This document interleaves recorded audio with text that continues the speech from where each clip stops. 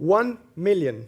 These are the new Google searches by the time I finish this sentence. And this is just one web engine. Multiply this by every website, satellite, PC, sensor. The amount of data we upload to the internet fills 30 hard drives every second, and it grows faster and faster. In fact, we created more data in the last 2 years than in all the rest of human history.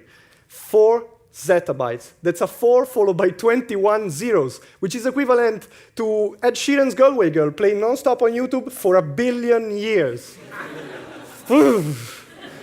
And all of this data is converted into light by our computers and then travels freely into the magical world of optical fibers until it's converted back into electricity to be processed by each of the hundreds of nodes of the network. In each of these conversions, half of the energy is lost to resistive heating, gone. And more data means a higher frequency of operation, which means more and more electricity. Up to a point, the processor becomes so hot, they melt. We could avoid this by direct processing of light, but we need to trap it in really small places, and it's too fast for us. It would be like catching a bullet with our bare hands, only 500,000 times faster. So, is the future then?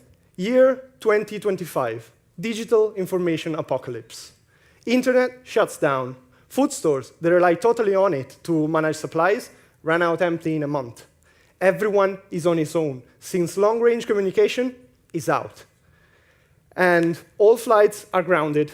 Gridlocks everywhere as the traffic light go crazy. There's unrest in the streets. It's panic, violence, and flames. Was the shouting madman in the street right? Is it the end? No. And that's because of butterflies. Their wings are covered with tiny holes and pillars. And these pillars and holes interact so strongly with the light shining on them that the colors, some colors are trapped on them, and others are reflected according to the periodicity of the holes. And now, by engineering these holes, we can slow and even store light in them for the processing.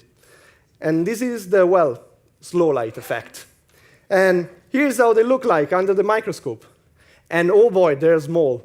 In fact, this image is so scaled up that for comparison, this butterfly here would span the entire city.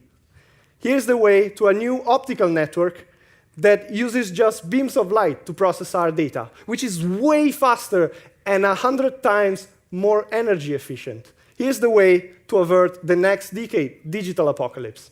Thank you. Good job.